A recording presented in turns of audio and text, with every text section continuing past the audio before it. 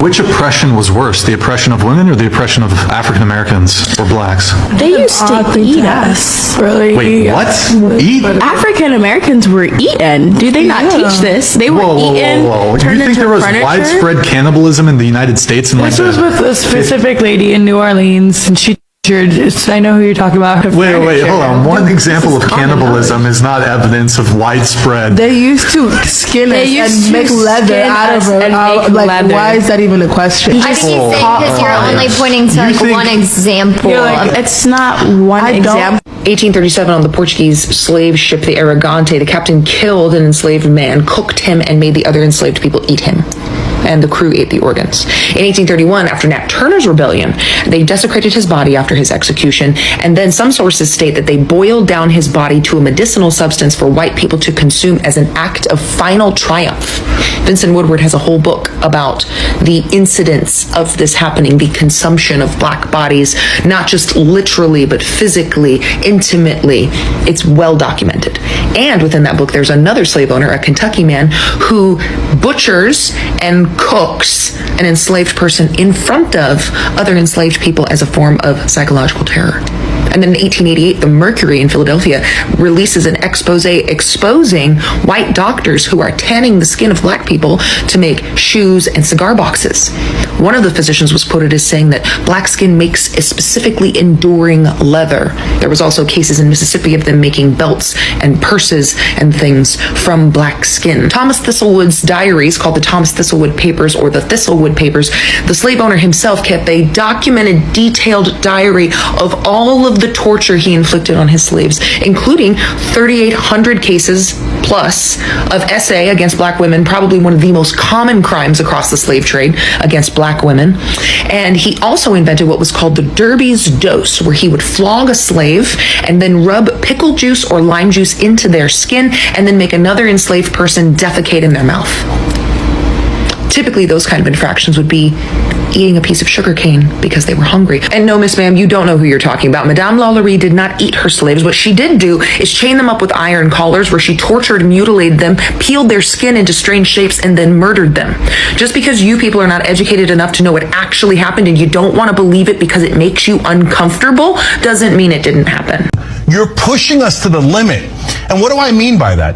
You're asking us to talk about history, the history of the South. This is in Georgia. What happened in Georgia? There were savages in Georgia. It was the ancestors of the white right-wingers. They were absolute savages. They murdered people. They lynched people. They raped people. They enslaved people. They took babies from their mothers and sold them as property. You want to talk about savages? Your ancestors were the biggest savages the world has ever seen. So don't you dare call a black man a savage after you murdered him. Don't you dare do that. I'm so sick of African Americans being called violent when the world's worst violence was done to them, not by them, to them, not by them. For God's sake, you want to do racist stereotypes? If it fit anywhere, and it doesn't, but if it fit anywhere, it would certainly fit white right-wingers in the South, who has hundreds of years of history of being savages. Savages. We get to watch the Black history. We get to learn about Black history, guys. This is a very interesting topic that we're going to see how the American history, specifically focusing on the experience of Black Americans and indigenous population. So, guys, this is a very interesting topic. Let's get into it. And this video is not meant to bring any hatred or bring any online fights, but just to learn about it. They say they ate our ancestors. Is that true? So let's get into it. Watch till the end. Subscribe if you haven't yet. All credits goes to the original broadcasters of these videos, of these footages. And guys, let me know your honest 2 cents, your honest insights about these videos. Let's watch till the end, and my good people, I'll come back with my honest insights, my honest 2 cents. Let's get into it. Watch till the end. All of the white people as a white person, we are the problem with this country. We have been the problem since day one. since we designed this country to benefit white people. Beating black people, lynching black people, tearing out the fetuses. Anatomical dissections meant that whites controlled black bodies even in death. Most of the bodies that were being dissected at NYU and Columbia University were from black burying grounds. 2 slave rebellions occurred in New York City, both in 1712 and 1741, and one of the reasons why these occurred was because of the refusal of slave owners to allow slaves to bury their dead. During the Doctors' Riot of 1788, blacks were among the 5,000 rioters who stormed New York Hospital, which lasted for 2 days. They also pillaged Columbia Medical School and assaulted physicians in retaliation of disturbing the eternal rest of New Yorkers. Additionally, state legislators enacted a variety of statutes to ensure that it was black, not white bodies that were being dissected and continue to be dissected in medical school. And in 1828, Georgia even proposed sending the bodies of black felons who were executed to medical labs or anatomy labs for them to be dissected on. So in 1839, Dr. Harris of Savannah was working with enslaved black people to cure them of cholera, but he was unsuccessful. However, he wasn't too upset because he claimed that he now had ample material with which to investigate the anatomical characters of the disease. In that same year, another physician, Dr. Edward Eve, intercepted the burial of one of his enslaved patients and removed her stomach. This wasn't just happening in America, as in 1828, the Burke and Hare affair occurred in Edinburgh. Between Christmas of 1827 and October of 1828, William Burke and William Hare murdered between 16 and 23 Scottish residents and sold their bodies to anatomy professor Dr. Robert Knox. However, Burke was executed because Hare sold him out for his freedom. If you ever heard the term Burking, it actually comes from William Burke, and that is murder by suffocation. The clinical material wasn't just black people, it was also impoverished white. Like in 1866, in the case of Emily Brown, who lived in Baltimore at the time. She was a poor white woman who lived in a black neighborhood where her body was then sold to the University of Maryland School of Medicine for $15 by John Thomas Ross and Albert Hawkins. The North was not safe for black bodies, as well as many northern hospitals believed and expected black people to submit to research, as an autopsy and dissection of their bodies was seen as payment for having been treated in charity wards. And while most black bodies did come from the South, one doctor even noted that a professor of anatomy in a New England medical school told me he had an arrangement in which he received a shipment of 12 bodies of Southern blacks. They came in barrels labeled turpentine. This country will never recover. There is no coming back from this. And that is, in fact, a good thing for us. America needed to implode from the inside because Lord knows there is no one outside of us that will make that shit happen. We had to do it to ourselves. This country has never been good. That was all a lie. It was all propaganda. This country was built on the foundations of racism, genocide, patriarchal systems, and one of the most exploitive economic systems that humans have ever seen in all of our history, and that is capitalism. Our country that stands for freedom, for rightness, for justice, for everyone. It simply doesn't apply to those who are not white. It just simply doesn't apply. And we were the most rapacious, aggressive, destructive, torturing, monstrous people who swept from one coast to the other, murdering and causing mayhem among the Indians. There's one Indian in there.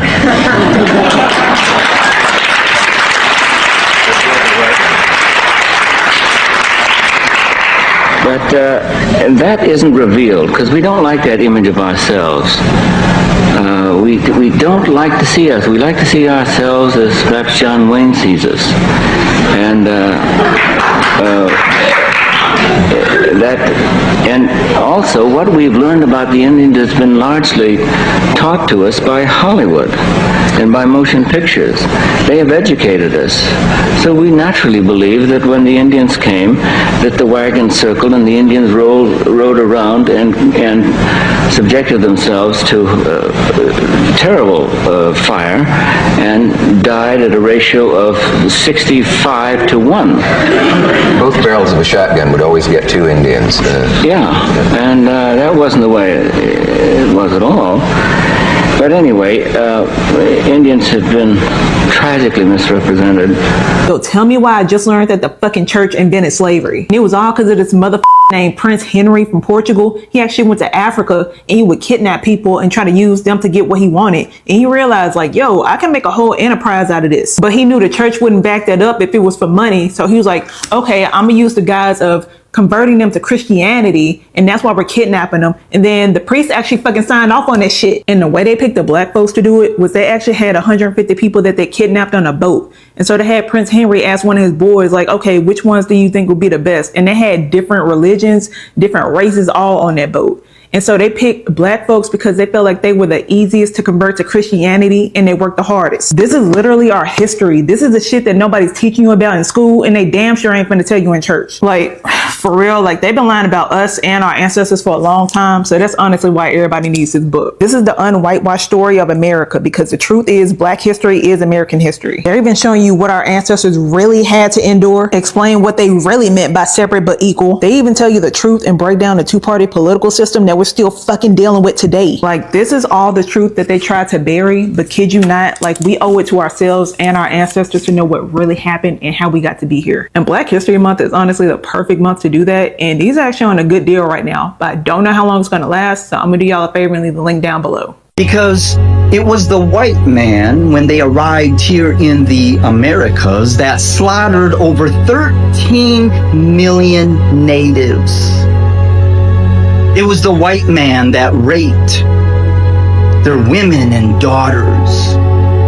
It was the white man that destroyed their culture. It was the white man that took their language. It was the white man that devastated the beauty of what was here prior. And standing on the words of Archbishop Desmond Tutu, when the missionaries came to Africa, they had the Bible and we had the land. They said, let us pray. We closed our eyes, and when we opened them, we had the Bible and the white man had the land. See, it was the white man that went over to Africa and slaughtered millions, enslaved millions, destroyed their culture, their language, and the beauty that was there prior to us.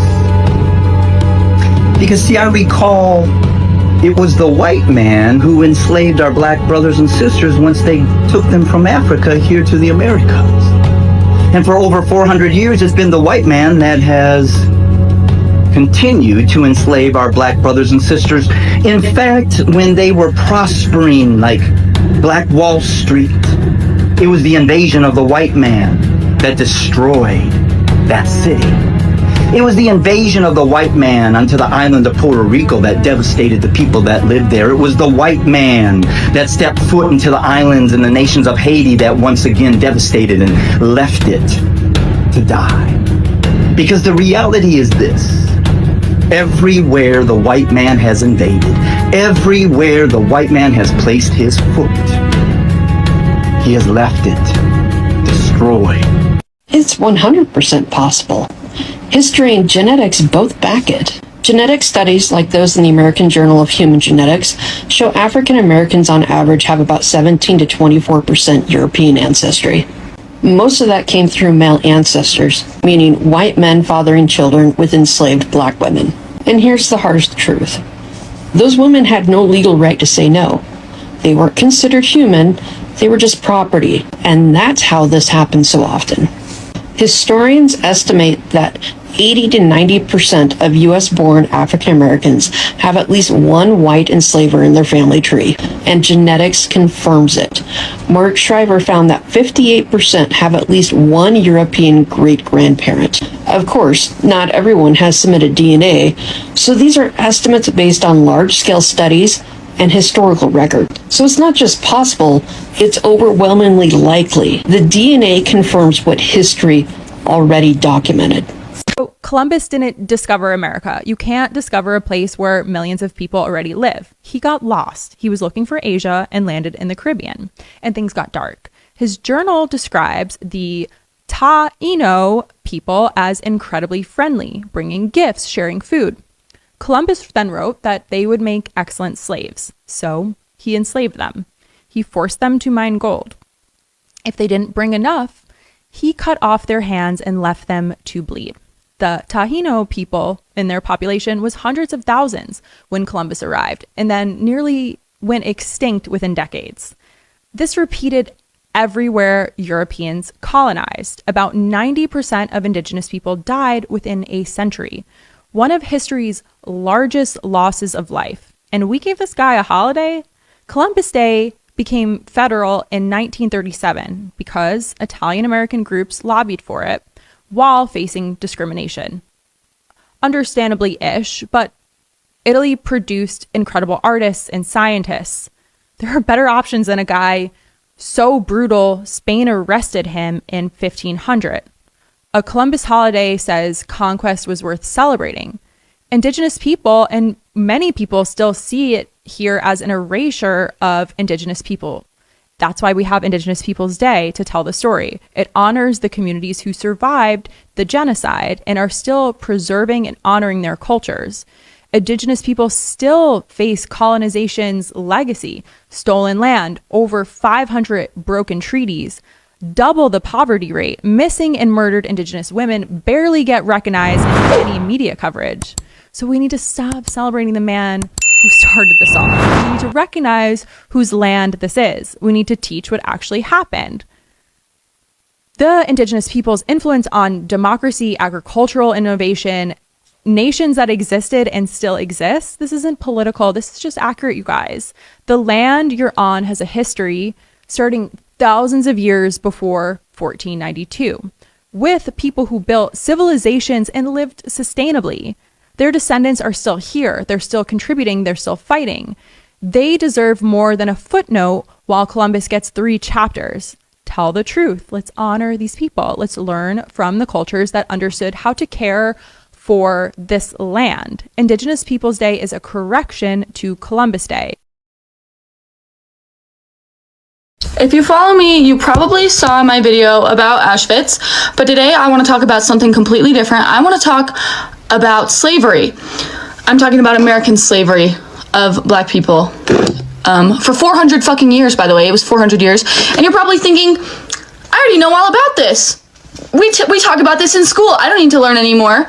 Well, let me tell you, we actually don't talk about this in school. We don't talk about the truth of it. So let me tell you some things that I learned while researching this. And it's not that hard to research. You just have to look it up. So fact check me if you want, but here we go. First one I wrote down, you probably heard the term motherfucker. Okay, and I'm not going to do any of that corny, like, grape stuff. I'm going to use the real words because those people deserve it. They deserve to not be graped or whatever the fuck. So slave owners sometimes would force, this was a common occurrence, would force black men to rape their own mothers publicly, to publicly humiliate them and break their spirit. That's where the term motherfucker comes from. The term motherfucker comes from slavery and rape. I'm never going to use that term again. Once I found that out, I was so sick. Next up, the Atlantic slave trade, which we've all heard about, right? If you have like a public education, hopefully you've heard about this. It was so much worse than we could ever possibly imagine. And like, I mean that. Certain ships were actually invented to make it faster so that the slave traders could get more of a profit because people were dying too quickly on the ships. They had special made masts that were much higher. They were the fastest and biggest ships so that they could make a higher profit because people kept killing themselves and dying. And now let me add on to that, people committing suicide because the conditions were so horrible on the ship. They hadn't even made it to slavery yet. They hadn't made it to the plantations, and they were still killing themselves because they knew how bad it was going to be. Sharks literally changed their migration patterns because bodies were just thrown overboard once they died. However, the Atlantic slave trade officially ended in 1808, right? That was the law that was put in by the early United States government. But do you think that stopped it? No. Let me talk about the reverse Underground Railroad. A lot of Southerners went up north and they had these like gangs that would go and capture, they would kidnap black people. Even if they had never been a slave in their life, if they were escaped, no matter who they were, if you were black, they were going to try to kidnap you. They sold children, especially children, because they were easier to kidnap. It was just a big human trafficking thing. And it just it boggles my mind that we aren't like, we don't really talk about this stuff in school, at least not at my school in Utah. And also to counteract the end of the slave trade in 1808, you know what they did? They made breeding farms. And you can guess what that is. It was a rape farm. Girls as young as 13, you know, I wouldn't be that shocked if it was younger, but at least girls and women as young as 13 were sent to special plantations that were exclusively made for breeding, making new people to enslave. And I also didn't know about this, and I don't know, I'm just fuming right now because, like, I knew it was bad, but, like, doing, like, a little bit of your own research makes you realize how horrible it was. Like so much worse than I ever imagined. Another one, you may have heard about this, but if you haven't, let me tell you, the white people, the slave owners, would use African American hair for cushions, for couches, for insulation. They pulled people's teeth that had pretty nice teeth, whatever. They would pull them and turn them into fucking dentures and sell them to rich white people. And you know who had those fucking dentures? George Washington. He had teeth pulled from his slaves to make his own fucking dentures. No, his teeth were not wooden. That's a fucking myth. His teeth were made from slaves' teeth. I mean, they turned their skin into leather. Another thing, they used these people as much as they could. It's horrifying. Obviously, they exploited them for labor. That's the one we all know. But they also used women in particular for fucking medical experimentation. Do you want to know the reason we know so much about women's gynecology? Is because of the fucking human experimentation that happened to black women in the 1800s and before. Also, the sheer amount of rape that women had to endure from their fucking masters or whatever, don't get me fucking started. But the amount of rape that happened within, not just on plantations, but like during the slave trade, during auctions, it's just so disgusting. I saw a study that said that 16% of all African Americans can trace their ancestry back to Europe. That is because of rape. 16% of all African Americans today. And this video is 5 minutes long. I've been talking for a minute. I haven't even scratched the surface on the cannibalism. It makes me so angry. And guess what? It didn't fucking end with the Emancipation Proclamation. That was a great start, but it didn't fucking end. You really think those people that owned other people were just like, oh, well, it's illegal now. I guess I have to let you all go. No, that didn't fucking happen. They kept their slaves. They weren't all just suddenly freed because the president told them they had to. Really, guys? And even the slaves that were freed, guess what? They underwent so much horrific stuff for the rest of their lives. The rest of their lives. People don't realize how common and how brutal and how horrific and depraved lynchings were. Like, it's so insane to me. Like, when people are like, why shouldn't I feel bad about this? I didn't own a slave. Well, look at your fucking family history, guys. I looked at my family history. I had, because I'm really into family history, I had like my 5th great grandpa or something was from Kentucky, and his fucking will says, to my son, I leave an African American girl, well, I think he said Negro, I don't want to say that word though, named Luda. And it just made me feel so disgusted at my own heritage. Like, the fact that people don't feel shame at all. The people are like, oh, well, whatever, like, it's in the past. That bothers me so fucking bad. And guess what? It isn't that far in the fucking past. It's not that far in the fucking past. Fucking, the first black girl to go to an all-white school, she's younger than Trump. She has fucking Instagram and TikTok.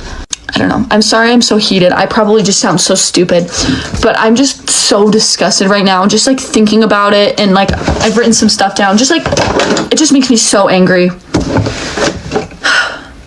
It didn't end in 1863. It didn't end in 1865. You, like, please, I want you to do your own research. I want you to find out as much as you can about this to understand how horrible it was, because we truly have no idea. Anyways, rant over. I hope I didn't word anything poorly, because I'm not thinking right now. I'm just kind of disgusted right now. So I hope that this wasn't too, like, sensitive. But yeah, that's it, guys. Hey everybody, Professor Moore here. So the other day I was watching the video of conservative commentator Charlie Kirk debating 25 liberal college students, and one scene in particular really stood out to me. So in the scene, a student is discussing the racist violence that Black Americans faced for over a century in this country, and she points out how from the 1860s until the 1960s, 4,000 Black men, women, and children were lynched.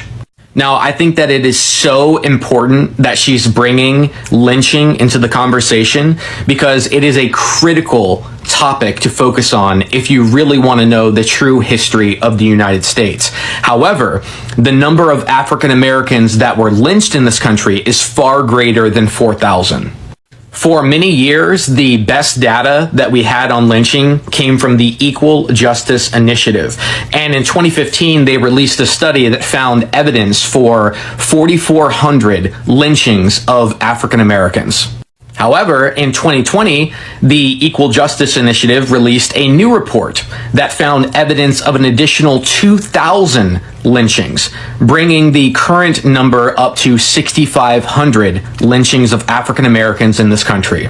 But even the number of 6,500 lynchings is probably still too low. And I guarantee that as more research is done, that number is going to continue to rise. And it's probably going to get closer to the estimate given by anti-lynching activist Ida B. Wells, who said that there was probably 10,000 lynchings of African Americans that occurred. However, even 10,000 might be a low estimate when we add in the number of African Americans that were killed in what were described as race riots. You might be familiar with the 1921 Tulsa massacre, in which hundreds of African Americans were killed by their white neighbors in Oklahoma. When I was doing research on lynching, I came across thousands of accounts of lynchings in historical newspaper databases. But another thing that I came across over and over again were these accounts of massacres that were the killing of not just individuals, but dozens and even hundreds of African Americans. Here's an example of a headline that I came across from 1873, which reads, "The War of Races. Nearly 300 Negroes burned to death by whites in Louisiana. A horrible affair." Now, can you imagine how much that number of 6,500 or 10,000 would grow if we add in all of these episodes of race riots and massacres that killed hundreds of people across the country? We'll probably never know the true number of African Americans that were killed through lynching or white supremacist violence because so many of these stories have left no trace at all in the historical record. For example, in Margaret Burnham's recent book by hands now known, Jim Crow's Legal Executioners, she begins by telling the story of Ollie Hunter. Ollie Hunter was a Black woman in her 60s that was living in Georgia. And in 1944, she went to a general store. And while she was in the store, she picked up a can of oil. The white male owner of the store screamed at her to put down the can of oil, which she did, and then she walked out of the door. As she left the store, the owner came up behind her and brutally beat her to death with an axe. Now, in the book, Burnham notes that we would have never known about this murder if it wasn't for a single letter that an individual sent to the NAACP complaining about how the man who committed this murder was never charged with the crime. And it wasn't until 2020 when researchers finally recovered the name of Ollie Hunter and brought her story back into the light. Can you imagine how many more Ollie Hunters are out there? How many more stories of white supremacist violence that are untold and waiting to come into the light? That's why I always say the true number of lynchings will never be known. But even if we ever did come to an accurate number of how many African Americans were lynched in this country, that number will never be able to reflect the reality and the horror of living in a society that allowed this type of violence to happen. Anytime we create anything, we can be sure of one thing: white people will be there greedily consuming it. But how crazy is it that for years, they were actually guilty of literally eating black bodies? White people are obsessed with us. They want to control us, oppress us, and if the current culture is any indication, they want to be us. But not many of us know that white consumption of blackness is sometimes literal. White cannibals aren't a figment of our historical imagination. Europeans often ate the mummified remains of Egyptians. Researchers argued it was for a substance Egyptian embalmers used to kill bacteria. But even when the health benefits of mummies were debunked, white people continued eating flesh. During the Atlantic slave trade, whites were known to eat the bodies of Africans when supplies ran low. Though it's suspected this occurred on many occasions, there is at least one documented case of this on the slave ship Aragante. White people also consumed lynching victims. When Nat Turner was captured after the revolt at Harper's Ferry, Virginia, enraged white people chopped him up to pieces, made accessories from his skin, and used the fat from his body to make grease. White people are obsessed with consuming us. Though they don't eat us as meals anymore, they still consume our culture. We should be careful about the white people we support and those we invite to the barbecue, especially since our well-being might be on the menu. Share this story and follow We Are Push Black for more Black history. For watching till this end, my good people. Thank you for always supporting this channel. If you haven't subscribed yet, kindly do so. I will honestly appreciate. Let's talk about it. These videos, as we have watched, has explored and it explores the suppressed or less taught chapters of the American history, and we have focused on the experiences of Black Americans and indigenous populations. And what did we get to see or learn from these videos? The keynotes that we get to watch or we get to learn from it is first, the history of slavery and violence.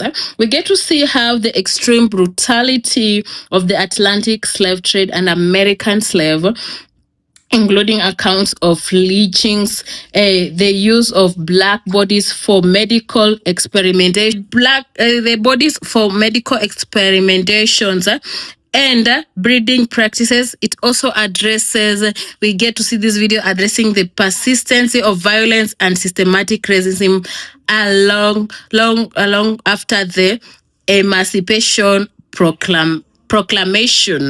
That is very, very interesting. Also, I get to watch or see the erasure of indigenous history, where the challenges of traditional narratives surrounding Christopher Columbus, or Columbus, I hope so I pronounce the name correctly, Columbus, and the colonization of the Americas, emphasizing the devastating impact of genocide and disease of indigenous population.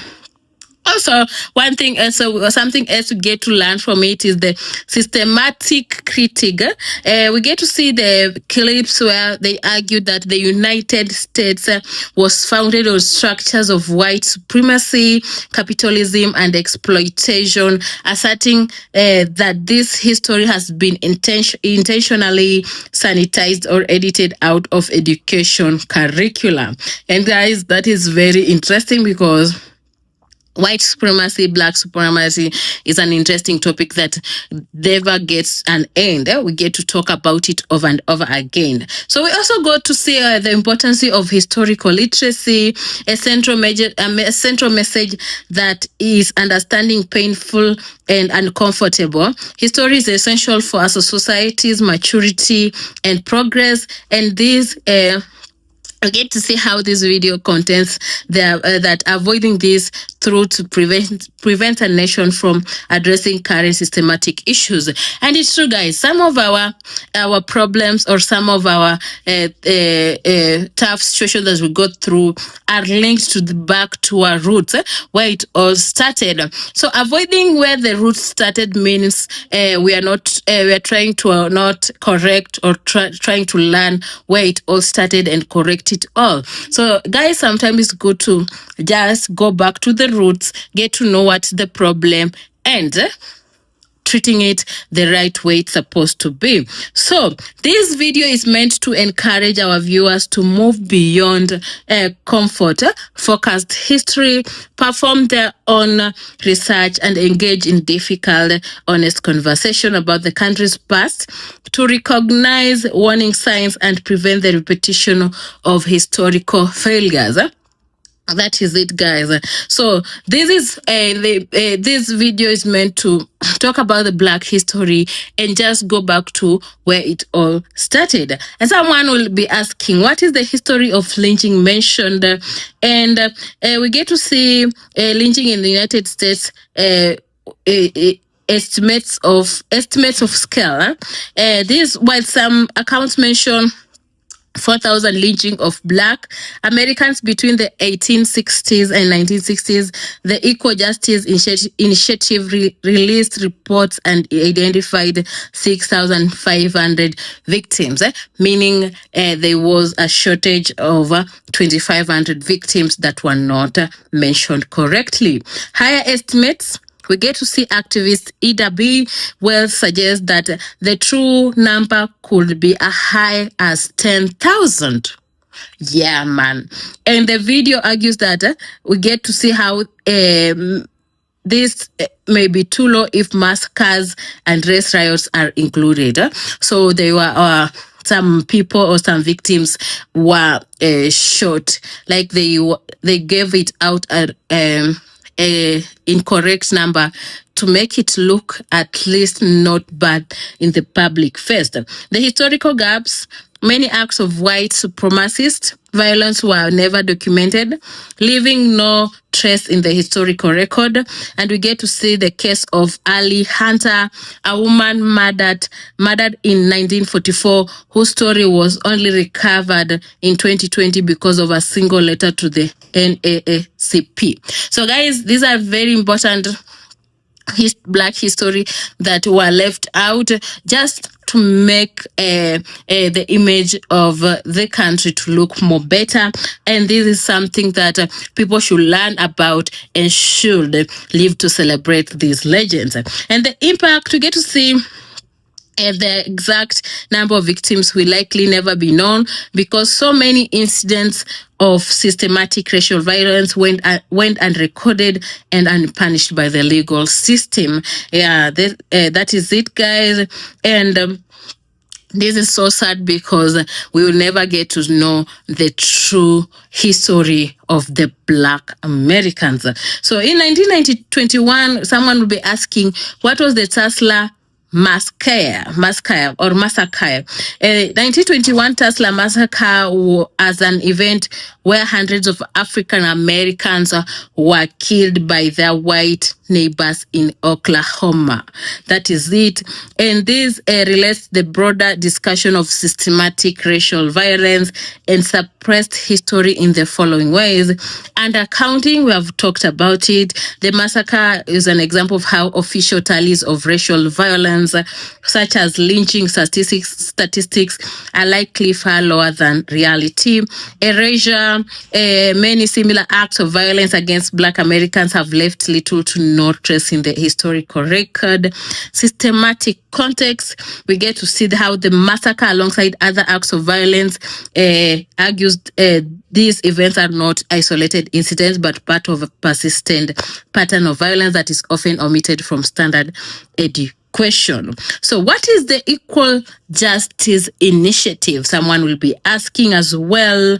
Equal Justice Initiative, in synonyms EGI, is a key organization responsible for researching and documenting the history of social violence and lynchings in the United States. And we get to see how this roles, it plays a role of data collection. In 2015, the EGI released a foundational study that provided evidence for 4,400 lynchings of Black Americans. Updating records, in 2020, the organization released an updated report with with identified an additional 2,000 cases, raising the documented total to 6,500 lynchings. And the highlighting gaps, we get to see how EGI's findings to demonstrate how much of the history remains hidden, and argues that even these higher figures are likely still an undercount of the total violence that occurred during the era. So that is it, guys. If you have watched this end, let me know your clear understanding about this whole topic. Kindly subscribe if you haven't yet. I will honestly appreciate. And to all of you who always comes back tuning in on my channel, I don't take that for granted. I'm always grateful for you all on my channel. So guys, thank you for always watching my videos. Thank you for always participating on my topics. These videos are not meant for harm, but for studying and educational purposes. So till next time, guys, catch me on the next time, on the next video, and God bless you all.